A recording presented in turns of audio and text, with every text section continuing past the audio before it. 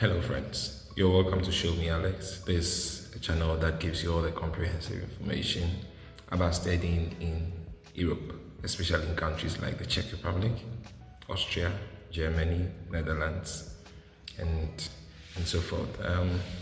Today I just want to speak on the roadmap to studying in the Czech Republic. So most of us are very confused. I've been receiving some comments that they want to know what actually goes into studying or applying to study in the Czech Republic. So right from applications down to your visa.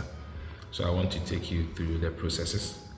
It's not something that you cannot do yourself, because I did it myself, and I believe everybody that gives it the time can also do as I did. Yes. I intentionally went through the whole process before starting this whole study abroad channel, so that I can tell you what it is and what it isn't.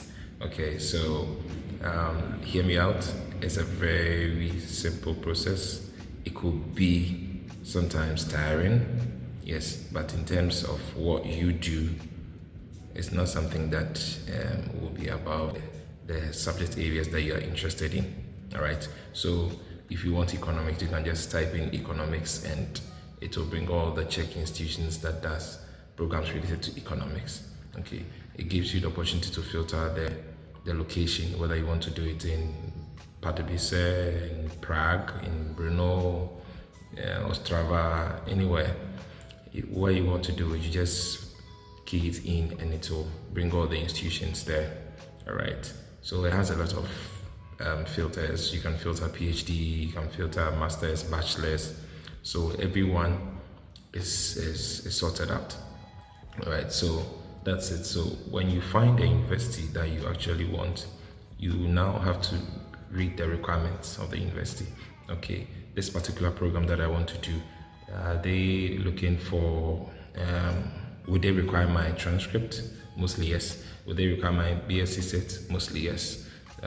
What other things do I need to? Some take annotation of your bachelor thesis if you are doing a master's. Yes, so you want to read about this and then also know which and what document that they need and in what form. It's very important. You want to know your tuition fees, but mostly in the Czech Republic is quite affordable. Yes, so know your tuition fees, know everything about it, know if you are qualified to apply.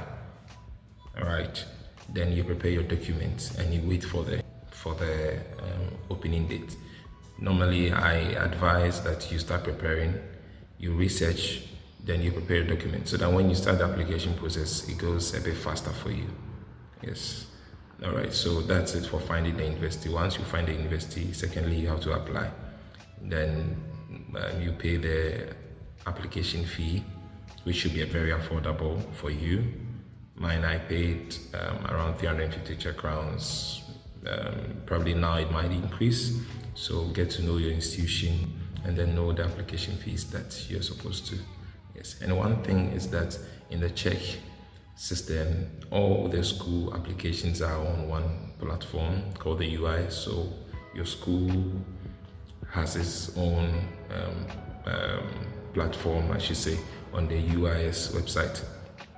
Okay, yeah, so that's how it is. So mostly it's not really different applying to another university. It's practically the same. So if you want to do more universities, you can do it. Once you do the first, at least you know the steps for the other ones. Okay, so you apply, and please check the deadlines. Apply before the deadline. Okay, once the deadline passes, the system the system will not even accept your document.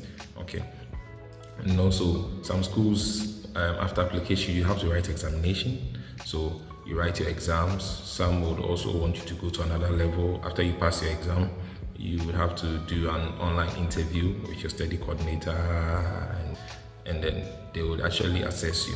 Mostly some of these courses that we come here to do is in English, so they want to ascertain whether you can really flow in English. So mostly that's what the interview is about. They want to know whether you can speak English, whether you are really interested in the program that you chose and applied to.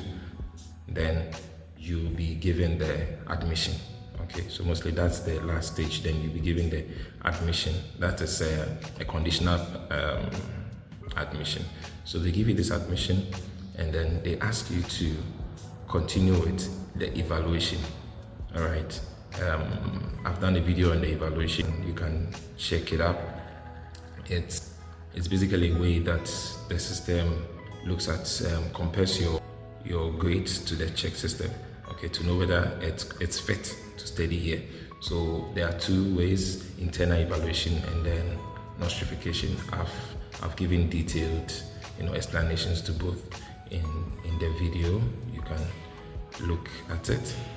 And then also, once you receive this conditional offer and do your evaluation, then if your school requires you to pay an initial tuition fee, some schools would want you to come before you pay. Some schools would want you to pay before you come. So know what your institution demands. Then you do that, okay? And then you pay your tuition, and then you apply for accommodation.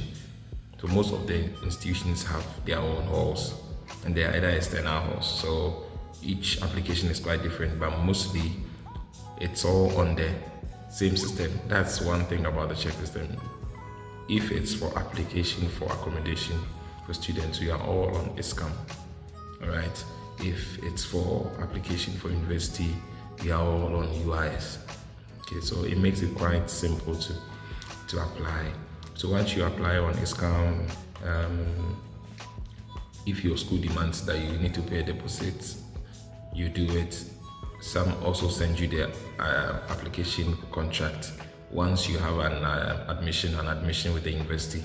So it depends. So know what your school wants or know what your school does. Okay, so once you apply for the accommodation and also you pay your fees, then you receive the actual admission letter.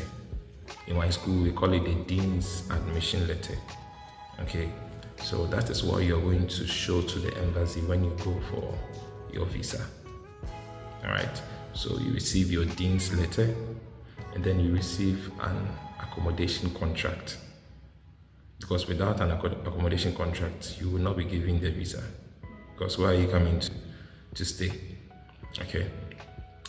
So after that, so now you have your Dean's letter of admission, your real admission letter, you have your accommodation contract. Now you can book for an appointment with the embassy for visa. Okay. But before that, you should know that you need an amount in your bank accounts. So it's called proof of funds. You need to print your bank statement showing that yes, you can cater for yourself because you're here to study. Even though you get the opportunity to work and all that, but that is not the main reason why you're coming here. You're coming here to study. So you need to prove to the embassy that you can fend for yourself. So if you've got a sponsor, the sponsor should send the amount of money into your account.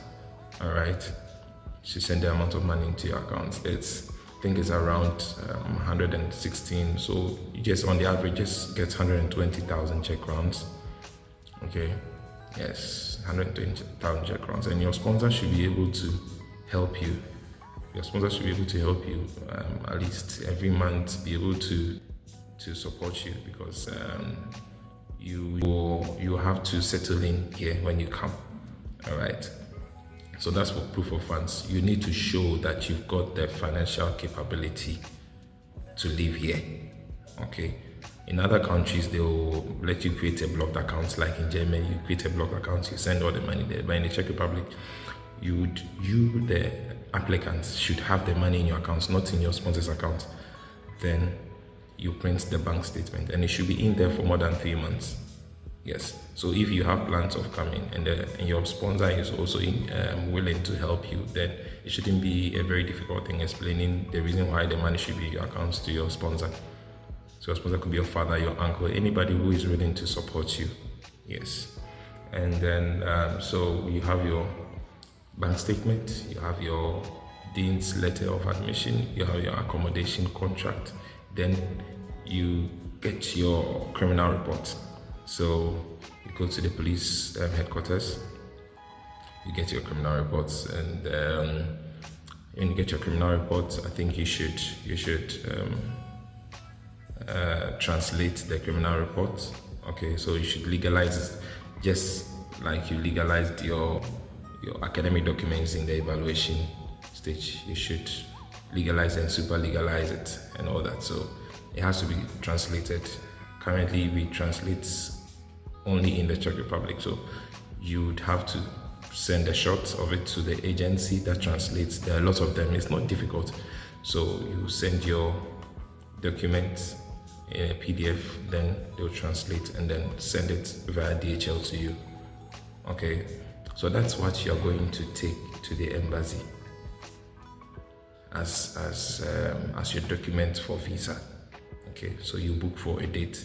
When you get a date, you take these documents, your accommodation, your criminal report, your admission letter, your bank statement, and then some passports, photos.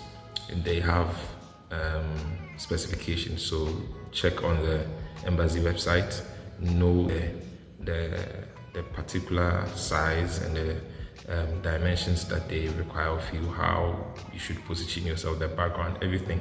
Don't change anything.